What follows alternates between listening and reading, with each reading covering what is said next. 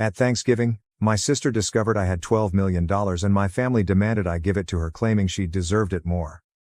Hello everyone, before we begin today's video, I need your help. We've noticed that the channel is losing traction, and subscribing is one of the best ways you can help us. It's quick, free, and allows us to continue bringing you great content. Your support means everything. Let us keep this channel growing collectively. Thank you very much. Now, let's begin the video. Using a throwaway for obvious reasons, with certain specifics modified to preserve anonymity.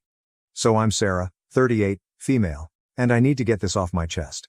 Do you know those family dynamics in which one child can do no wrong while the other appears to be invisible? Yes, welcome to my life. Everything was very typical until I was 8. I was an only kid, and while my parents were not particularly warm and fuzzy, they were present, I suppose. Mom would help me with my homework, and Dad would occasionally take me fishing on Lake St. Clair. We weren't the Brady Bunch, but we were fine. Then came the night that would change everything. I recall my Aunt Kelly showing up at 2 a.m. and telling me to pack a suitcase because Mom was in the hospital. My sister, Rachel, was on her way, but something was wrong. She wasn't meant to arrive for another 2 months. The following few weeks were a flurry of hospital visits and hush chats. Rachel was really little. She looked like one of my baby dolls, but with all these tubes and cables, I wasn't allowed to touch her or get too close. That was the first time I felt it, an invisible wall forming between me and the rest of my family. When they eventually brought Rachel home, our house turned into a sterilized bubble. Mom had an obsession with germs. I'm talking industrial strength disinfection throughout, hand sanitizer stations in each room, and constant cleaning. The harsh odor of bleach still causes me distress to this day. But here's the bit that really messed me up. Whenever I showed the slightest symptom of illness, I was whisked off to either Grandma Marie's or Aunt Kelly's house. I mean every time. Sneeze once, pack your bags. A mild cough, you're off to see Grandma. At first, I thought it was enjoyable. Grandma Marie would make cookies, and Aunt Kelly had a fantastic collection of Nancy Drew books that I was working my way through. But children are not stupid. After a while, you begin to understand what is actually going on. You are not being sent away on adventures. You are being handled as a threat. As if your entire existence could damage your beloved sister. I tried everything to gain their attention in a healthier manner. Honestly, everything? Got all A's? Mom would scarcely look up from Rachel's most recent doctor's appointment calendar. Won first prize in the scientific fair with a project about renewable energy. Dad just asked if I could store the display board in the garage since Rachel is allergic to cardboard dust. Is this even a thing? The real kicker came when I was 12. For months, I'd been practicing for the school talent show, teaching myself to perform Bridge Over Troubled Water on the piano. I know it's a little too obvious. Rachel had a 99.1 degree Fahrenheit fever on the night of the show. Guess who did not have anyone in the audience? Meanwhile, 2 weeks later, the entire family, including both sets of grandparents, attended Rachel's 15-minute flute recital, during which she essentially killed hot cross buns. Rachel immediately learned how to use the system. By the age of 7, she had outgrown any real health difficulties, but that didn't stop her from performing. Headache? Must remain home from school. Feeling tired? Someone else, guess who, should perform her tasks. Worried about a test? Mom would literally call the school to have the deadline extended. I began spending more and more time in my room, immersed in books about art history and antiques. It's funny how life works out sometimes. My room became my sanctuary, mostly because Rachel claimed she was allergic to my lavender air freshener, so it was the only place she wouldn't go. Do you know what is actually wrong? When she pretended to be sick, a part of me felt grateful. At the very least, I'd be taken to Grandma Marie's, where someone would ask about my day or be interested in what I was about. Grandma was the one who sparked my interest in vintage jewelry. She had an incredible collection of costume pieces that she let me organize and catalog. I suppose I should have regarded it as prophetic. The worst thing wasn't even the clear favoritism. It was how they rewrote history to excuse their actions. Rachel just needs more attention because she had such a rough start. Sarah's always been so independent. Sarah understands that her sister has special needs. Number I did not comprehend. I was a child who didn't understand why having a good immune system made me less deserving of love. Looking back, I can see how these years shaped me. The persistent message that I was somehow unsafe or inconvenient to be around doesn't just go away. But hey, at least it taught me to be self-sufficient. When no one checks your homework or cares about your triumphs, you quickly learn to be your own cheerleader. High school, the majority of people either loved or loathed it. Me, I regarded it as a ticket out. While Rachel was establishing her drama empire in middle school, I was laying the groundwork for my own escape. And let me tell you, nothing inspires you to accomplish more than knowing that no one will do it for you. Remember how I said I spent hours sorting Grandma Marie's jewelry collection? That taught me a valuable lesson: the need for systematic organization and attention to detail. In high school, I approached everything with the same perspective. My desk at home resembled something out of an organization magazine: color-coded notes, meticulously organized study plans, and everything had its place. Rachel teased me about it, calling me Rain Man. Very great, sis. But here's the thing about being invisible: no one is monitoring your failures or successes. So do whatever the heck you want.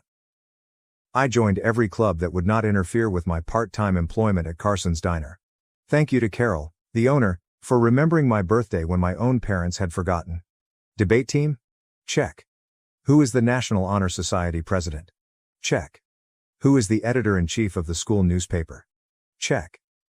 The debate team was when I truly found my voice. There's something quite rewarding about shattering someone's argument while maintaining complete composure. It also taught me how to negotiate, which I didn't realize at the time but would be useful later. I've won states twice. Rachel had major soccer games, therefore my parents were unable to attend both competitions. She was on the C team, did not even play. The game changer the junior year was when things truly became interesting. I took the SAT and received a flawless score. Not like, oh, pretty good, perfect. I mean, perfect. 1600. You know how many people receive that? Less than 1%. I remember staring at the results screen for almost 20 minutes, convinced it was an error. I rushed home to tell my parents. I realized this is stupid. Mom was in the kitchen assisting Rachel with her English homework. The conversation went something like this. My reaction: Mom. Look, I got a perfect SAT score. Mama. That's nice, honey, but can you keep it down? Rachel's trying to concentrate. She has a big test tomorrow. Rachel, you're correct. Yeah, some of us actually have to study, Miss Perfect. She said. Rachel, sweetie, don't stress. You're just a different kind of learner. I still have the hard copy of those SAT results someplace. Never got pinned on the fridge. But Rachel's C+ in English? That infant received primo refrigerator real estate, complete with a "we're so proud of you" magnet. College applications. The college application procedure was interesting. I applied to 15 schools without informing anyone. I wrote all of my own essays, gathered my own recommendations, and handled all of the financial assistance paperwork myself. My guidance advisor, Mr. Chen, was the true MVP. My parents were too busy to help me with the FAFSA, so I stayed late after school. Then acceptances began to arrive. Harvard, Yale, Princeton, Michigan, and each one comes with a scholarship offer. I stored them all in a locked box under my bed, knowing what would happen if Rachel discovered them. They'd suddenly shifted their focus entirely to her.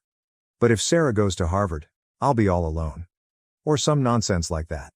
The day I received my full ride offer from UMich, Rachel joined JV cheerleading. Guess which one was celebrated with a family feast? Hint, I had microwave mac and cheese in my room while they went to Olive Garden. But, you know what? The scholarship was my golden ticket. Tuition, lodging and board are all included, as is a book allowance. I could finally leave that house, where I was either invisible or inconvenient. The day I received my acceptance package, I went to my favorite spot in the local library, a fourth-floor window seat overlooking the park, and grieved for an hour. Not sad tears. There were tears of relief. When I told my parents at supper that I was going to UMich, they were ecstatic. He said, Michigan? But that's so far. What if Rachel needs you? She replied, I hope you're not expecting us to help with expenses. Rachel's cheerleading competitions are very costly. Rachel is crying. Oh my God, finally. Can I have your room? I need space for my TikTok videos. The summer before college I worked double shifts at Carson's Diner to save money. Carol, bless her heart, always gave me additional tips and made sure I got to take home leftover pie at the conclusion of my shifts. She also taught me a vital skill: how to recognize genuine people in a society full of fakes. Baby, she'd tell me, in diners and in life, the ones making the most noise usually have the least to say. Move-in day at U Michigan? My folks couldn't attend because, surprise, Rachel had a cheerleading competition. Aunt Kelly drove me instead, helped me set up my dorm room, and gave me a $500 envelope. Your Grandma Marie wanted you to have this, she told me. She's so proud of you. Later, I learned that Grandma had been saving that money from her Social Security checks for months. That first night in my dorm room, I promised myself, I was going to create such a wonderful life that being overlooked would be inconceivable. Not for vengeance. Nothing to prove to my family. But what about the 8-year-old girl who used to get sent to Grandma's house for sneezing? College and the beginning of something new. College went by in a flurry of all-nighters, instant ramen, and heavenly independence. I graduated summa cum laude from the University of Michigan. Not that my folks noticed. They were too busy helping Rachel transfer to her third college in 2 years. But this is where the plot takes an unexpected turn. I got an entry-level job at Everett and Phillips Auction House in Detroit. I won't use the real name for obvious reasons, but if you're in the business, you probably know who I'm talking about. A genuine high-end establishment, many old money clients, that type of transaction. I began with their estate sales business, which involved documenting the belongings of wealthy individuals after their deaths. Not exactly glamorous, but it paid the bills. The breakthrough. My first several months were very standard, logging countless china sets, categorizing vintage furniture, and so on. Next followed the Kingston estate. Mrs. Kingston was an elderly widow who had died with no children, leaving behind what everyone assumed was a huge collection of costume jewelry. Rooms filled with the material? This is where those hours at Grandma Marie's came in useful. I'm looking through this stack of jewelry when something catches my attention. It's an Art Deco brooch. Nothing really showy, yet something about it felt different. The weight was unsuitable for costume jewelry. The clasping mechanism was far too complex for a copycat. I believe I spent my whole lunch break that day researching old jewelry markers and signatures. I ended up staying late at the office to use the company's membership to several antique jewelry databases. The more I looked, the more certain I got that this was not costume jewelry. It was the real stuff. Problem was, I was the new girl. Nobody would believe me if I claimed we had a potential treasure on our hands. So I did what the debate team taught me. I meticulously prepared my argument. I spent 2 weeks during lunch breaks and evenings learning everything I could about Art Deco jewelry authentication. I even used some of my pitiful excuse for savings to pay for an online gemology course. Finally mustered the guts to approach my boss, Mr. Harrison. I brought the entire presentation, which included comparative images, historical documentation, and the works. The conversation went something like this. My response: "Sir, I think we might have something significant in the Kingston collection." Harrison, scarcely looking up from his phone, says, "Sarah, we've already cataloged those as costume pieces." You are correct. I know, but look at these makers' marks. They match perfectly with Cartier's 1925 signatures.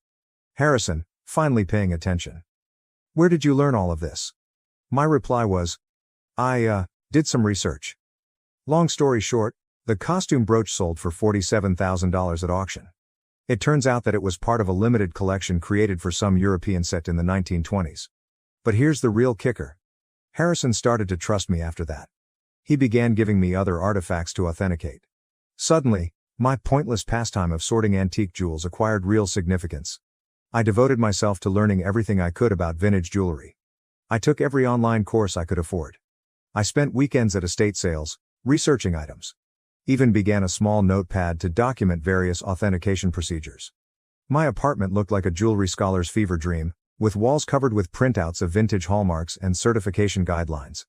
The auction house started getting results. I was discovering important items that others had overlooked, developing contacts with collectors, and knowing the market. My commission checks became larger. For the first time in my life, I was not simply surviving, I was also saving money. Family? Still remarkably uninterested. At Sunday dinners, which I still went to like a fool, the discourse went like this. Mom. Sarah's still at that antique shop, right? This is me. Auction house, and yes. Actually, I just authenticated a rare Tiffany piece. Rachel interrupts. Oh my God, speaking of jewelry. You guys have to see this charm bracelet I bought at the mall. But I didn't care anymore. For once in my life, I had discovered something wholly mine. Something I was actually excellent at. Something unrelated to being Rachel's sister or family disappointment. The Rothschild collection. Then came the Rothschild collection. This was about 2 years into my employment at the auction business. A massive estate. Old money family. There's a lot of buzz in the industry. I was part of the team that cataloged their jewelry collection. And that's when I noticed it. A fairly commonplace Art Nouveau piece that everyone else had missed. I spent 3 days investigating it. I barely slept. It turned out to be a piece from a famous French jeweler's private collection, which was supposed to have been lost during World War II. When it sold at auction for $238,000, Harrison summoned me to his office. I believed I was being promoted. Instead, he said something that completely changed the situation. "Sarah, you're wasting your talent here. You should be running your own authentication business." Initially, I shrugged it off. Me? Start a business? With what money? However, the notion took root. I began doing modest freelance authentication projects on the side. Word spread that I had a terrific site. Private collectors began contacting us directly. One night, I was sitting in my modest apartment, surrounded by jewelry manuals and authentication tools that I had gradually accumulated, when I had an epiphany. This is something I could actually do. I could create anything on my own. So I did what any reasonable person would do. I took out a large debt against my car. I emptied my savings account. I rented a small office space in a less desirable area of town. People believed I was insane. Perhaps I was. I transformed a storage room above a Chinese restaurant that was about the size of a college dorm room. The rent was low because it always smelled like Kung Pao chicken, and the Wi-Fi only functioned if you sat in the corner by the window. But it was mine. The struggle. The first few months were interesting, and by interesting, I mean scary. I'd awaken at 4 a.m. with cold sweats, calculating how many months till my savings ran out. Loan payments felt like a rope around my neck. My office furnishings comprised of, I purchased a card table from Goodwill. A chair I literally found on the curb. Don't worry, it was thoroughly cleaned. However, in the world of high-end jewelry, reputation and contacts are everything. And my experience at the auction house provided me with both. I started small by doing authentication work for local antique dealers. My fees were lower than the larger organizations, but my attention to detail was becoming known. Word spread. 6 months later, a watershed moment occurred. A dealer I had dealt with at the auction house inquired about a collection of Victorian-era brooches. The owner requested confirmation before selling. It turned out to be a massive collection, with pieces from 3 generations of families. I worked on it for 2 weeks straight, rarely sleeping and documenting everything. I discovered 2 extremely rare pieces that had been misinterpreted as later replicas. The owner was so delighted with my detailed analysis that she not only paid my fee, but also offered me a 10% commission when the piece sold. Was that a commission? $86,000. More money than I had earned in the preceding 2 years combined. Suddenly, my phone rang. A lot. Private collectors have heard about my knack for finding missed pieces. Estate lawyers seeking advice on inherited jewelry. Even my previous auction house began sending me authentication work. I'm quite sure Harrison was secretly helping spread the news. Thanks, boss. Scaling up. By year 2, I'd hired my first employee, Jenny, a fresh gemology graduate who reminded me much too much of myself at that age. She was extremely intelligent, yet she was neglected since she was quiet. She is now my head of authentication and is well worth her weight in gold. The firm expanded quicker than I could have predicted. Moved to a proper office downtown, goodbye, Kung Pao chicken odor. Created a team of specialists. I've earned a reputation for finding misplaced items. You wouldn't believe how many important historical jewelry items get misinterpreted as costume jewelry in people's attics. Keeping it secret from my family. However, success came with its own set of obstacles. The bigger we became, the harder it became to keep it a secret from my family. They still thought I worked in an antique shop. Rachel would make these sarcastic remarks during family dinners. Rachel asks, "Sarah, I have some old jewelry I was going to donate to Goodwill. Maybe your little shop would want it?" Me, having just authenticated a $1.2 million Fabergé item that morning. "Sure, I'll look into it." Mom continues to introduce me to everyone as, my other daughter. She works with old jewelry or something. Meanwhile, I was quoted in Forbes, luckily under my company name, and we had recently built our 3rd office. What's strange about it? Keeping the secret became almost enjoyable, like this private joke with myself. I'd sit at Sunday dinner in my Target discount outfit, really Chanel, listening to Rachel speak about her entry-level marketing job, knowing I'd just closed a deal for more than her annual income. I even started playing tiny games with myself, such as wearing authentic Harry Winston pieces to family gatherings and seeing whether anyone noticed. They never did. Rachel once spent 20 minutes showing off her expensive $200 Michael Kors watch. I was wearing a vintage Patek Philippe that cost more than her automobile. Managing growth. However, the real challenge was managing growth. By year 5, we'd established offices in Detroit, Chicago, and New York. I spent more time on airplanes than in my own bed. We built a reputation for discretion. It turns out that many wealthy people want their jewels verified without the rest of the world knowing. The money was enormous. For example, we needed to hire a large team of financial advisors. Nonetheless, I maintained a relatively modest lifestyle. I purchased a nice, but not flashy house in a desirable neighborhood. I drove a high-end, but not obvious car. The only place I truly splurged? My home office. Advanced authentication equipment. The most effective security system money can buy. A custom-built vault to make Fort Knox envy. What's with the irony? They believed I was being frugal by aiding them. Mom would remark things like, "It's so sweet of Sarah to help out. She must be eating nothing but ramen to manage it." Meanwhile, I had just validated a collection, which earned me a commission greater than their mortgage. You know what's strange about success? The more you have, the more difficult it is to explain to others who have always perceived you as inferior. It's like explaining color to someone who has only seen black and white. They lack the necessary context.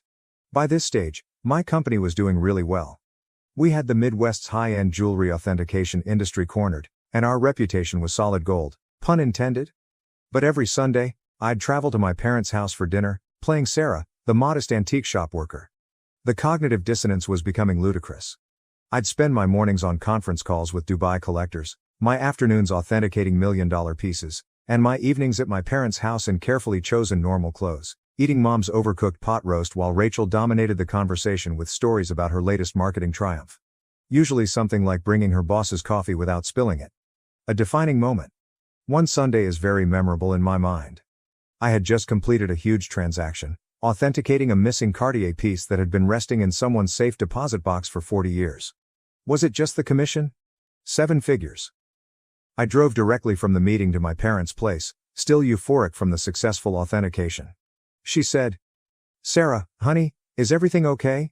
Your clothes are looking a bit worn." "Oh, trying to save money," I said, wearing a $3,000 cashmere sweater that I had purposefully chosen for its subtle appearance. Rachel responded, "Well, if you'd gotten a real job instead of playing with old jewelry." Your dad. Rachel, be nice, not everyone can be as successful as you. I almost choked on my pot roast, trying not to laugh. The anonymous transfers monthly payments to my parents began about this time. Aunt Kelly informed me that they were struggling to pay Rachel's educational loans and medical bills. Mom casually stated that they might have to sell the house. I couldn't let that happen. Despite everything, it was still the home I grew up in. So I initiated an anonymous monthly transfer of $5,000 to their account. When asked, I said I was giving $1,000 by living on rice and beans. They imagined the rest came from Aunt Kelly or another family. Rachel, of course, claimed responsibility for inspiring family members to help. Watching Rachel spend my money. The money was helpful, but it also had unexpected consequences. My parents began treating me with a strange combination of sorrow and patronizing pride. As if I were some kind of noble poverty case, sacrificing everything to support the family. Meanwhile, Rachel's spending became more extravagant. She'd arrive for dinner with new expensive bags, claiming they were outlet finds. They weren't. I can recognize a genuine Gucci at 20 paces. She began taking extravagant vacations and bragging on Instagram about her fortunate life. I'm very convinced she used my support money for shopping sprees. However, I remained silent. The irony was simply wonderful. The MBA drama. Then came the college fund drama. Rachel revealed that she wants to return to school for her MBA. Another private university, of course. Only the best for the golden child. Mom contacted me in tears, explaining how they couldn't afford it. I say, maybe Rachel could look at state schools? They have good programs too. My mother. Oh honey, you don't understand? Your sister needs to maintain certain standards. But, speaking of assisting, may I increase my monthly contribution for a few years? I increased it to $7,000 per month. My accounts were unaffected. But witnessing them compliment Rachel for taking initiative with her education, while presuming I was living on ramen to help out, that stung a little. The actual kicker? I was giving a guest seminar at the same business school Rachel wanted to attend. My family didn't know that. The dean personally invited me to give a lecture on luxury goods authenticity and business growth. I had to come up with an excuse as to why I couldn't attend Sunday dinner that week. My own achievement started to feel like a distinct life. As if I were some kind of corporate superhero with a hidden identity. By day, I was running a multi-million-dollar authentication business. By night, well, on Sunday evenings, I was just Sarah, The disappointed daughter who worked at an antique shop. The breaking point, Thanksgiving. The weight of the untruth was becoming heavier. Rachel made rude remarks about my career on multiple occasions. Each time Mom apologized to her friends for my modest lifestyle.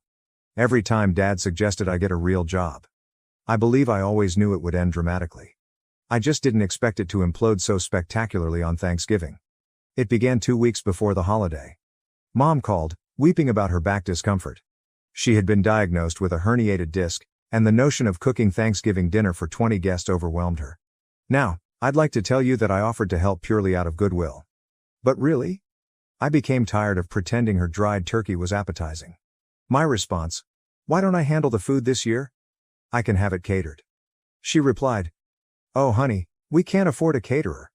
My response: don't worry about the cost. I've been saving up. Mom, concerned. You're not taking out a loan, are you? I coordinated everything with a high-end catering firm that I use for business gatherings.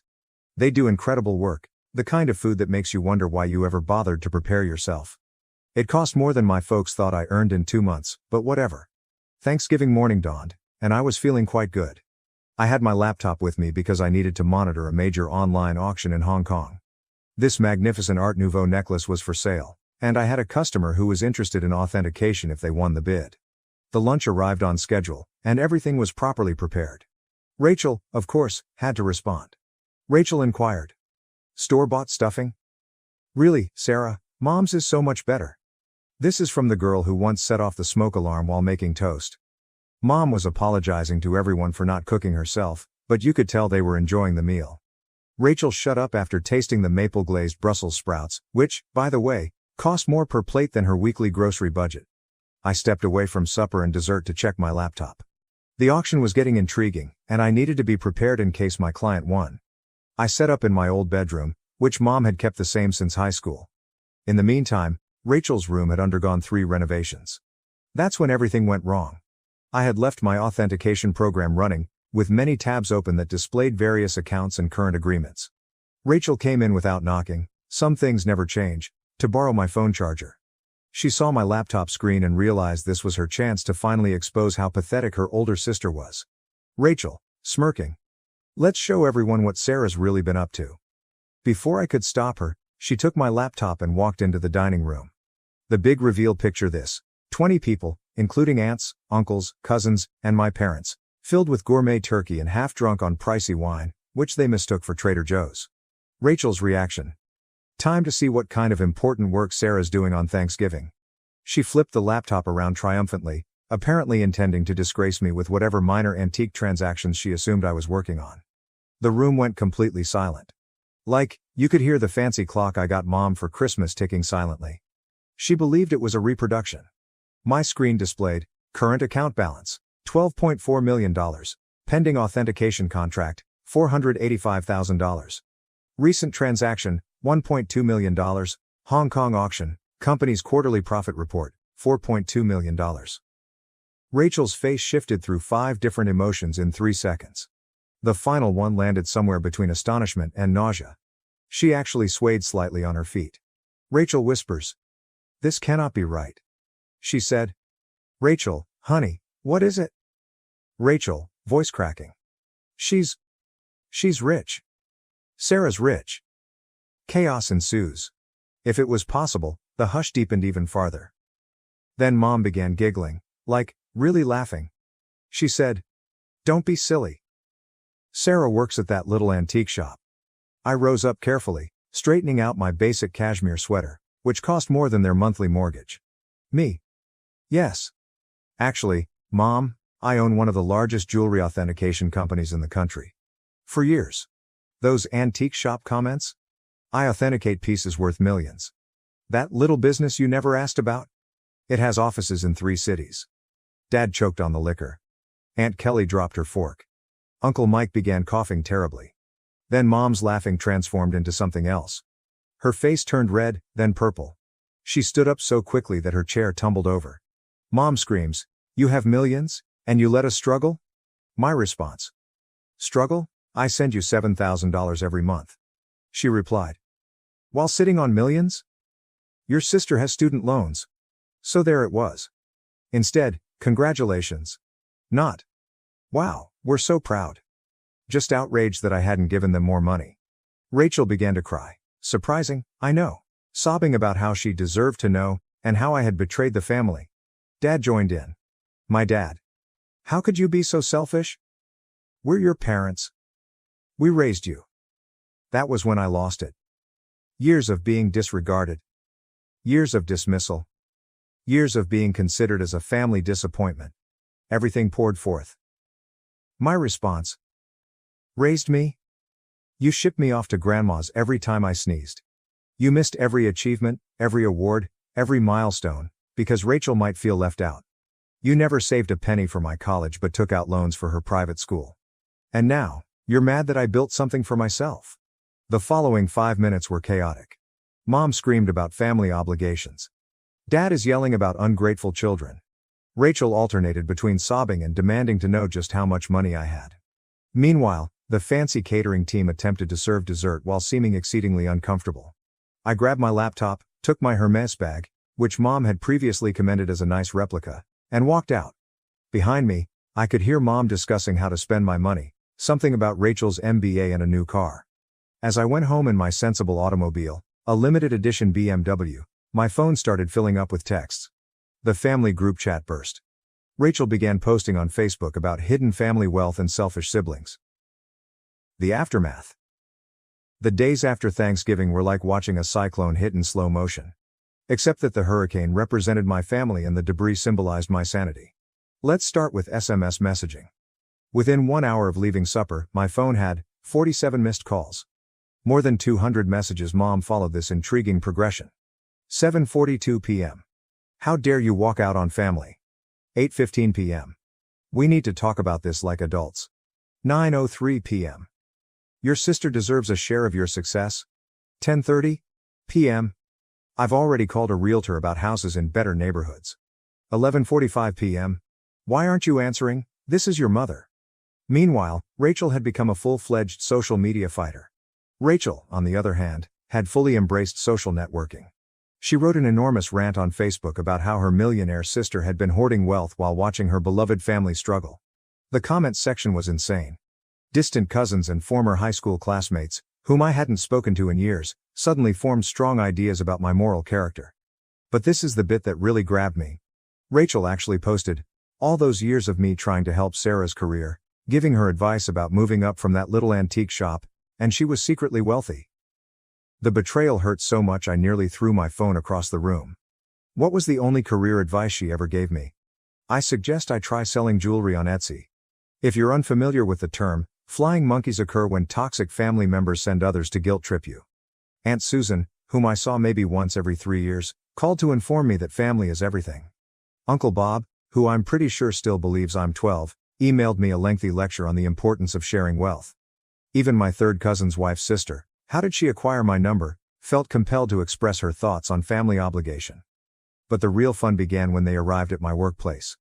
I arrived in on Monday morning to find Mom, Dad, and Rachel sitting in our reception area. They informed Jenny, my receptionist, that they had an appointment for authenticating services. Rachel clutched her Michael Kors bag as if it was genuinely worth something. The conversation went about as well as one would expect. Your mother. We've discussed it as a family. I said. A family discussion, without the family member you're discussing. Mom, ignoring me. And we think it's only fair that you set up trust funds for everyone. Rachel responds. I need at least $2 million to start my new life properly. Dad said. And your mother and I would like to retire. We're thinking a beach house in Florida. This is me. Did you miss the part where I've been sending you $7,000 monthly? Rachel responds. That's nothing compared to what you have. You owe us. You're thinking, I owe you? For what, exactly? The years of being ignored? The missed graduations? The constant comparisons? Mama. Don't be dramatic, Sarah. We gave you everything. My response. No. I gave myself everything, and you know what? I'm done. Right there in my own office lobby, I took out my phone and canceled the monthly transfers to their account. Mom gasped as if I'd slapped her. Rachel began her phony crying performance, but quickly stopped when she saw it wasn't working. Then things became ugly. They refused to leave. I had to contact security. Seeing my 60-year-old mother being dragged out while yelling about ungrateful children was bizarre. Jenny asked whether I wanted to press charges. I said no. However, I did have their names placed on the building's do not admit list. The harassment lasted for weeks. New telephone numbers. Fake email addresses. Even tried to contact me through my company's customer service. I finally had to issue a formal legal notice, threatening harassment charges. Mom then played her final card. She called Grandma Marie, but here's the thing about Grandma Marie, she is wiser than all of them together. How did she respond? Good for Sarah. About time someone in this family succeeded on their own terms. Mom did not speak with her for 2 months after that. It has been 6 months since Thanksgiving. I relocated to a new home, with better security. I changed all of my numbers. What about the company? We are doing better than ever. It turns out that my family problems attracted several high-profile clients who respected my caution in the circumstance. Rachel continues to write passive-aggressive updates about toxic wealth and family betrayal. According to what I've heard, she is beginning her own jewelry authentication firm. Good luck on that. Mom and Dad finally stopped trying to contact me when my lawyer wrote them an official letter outlining how the harassment charges would affect their lives. They're now informing everyone that they never wanted my money anyway, and that they're praying for my salvation. What's the best part? For the first time in my life, I feel liberated. No more Sunday dinners full of sly insults. No more downplaying my accomplishments to spare their feelings. No longer financing for the Rachel show. My therapist believes I am finally establishing healthy limits. I say, I am finally living authentically. So, that is my story. Reddit? Thanks for allowing me to share it. Special thanks to the catering firm, who sent me a Christmas letter stating that the Thanksgiving meal was the highlight of their year. Edit, responses to common questions. Yes, I am still in treatment. No, I do not regret cutting them off. Yes, Grandma Marie is doing well. She's coming to visit next month to help me catalog a new collection. One last thing. To Rachel. I know you're probably reading this. What about the Cartier bracelet you're wearing in your most recent Instagram post? Definitely a fake. Just saying. Thank you for watching. If you haven't subscribed yet, please do so and hit the notification bell to stay updated with more shocking real-life stories happening around you.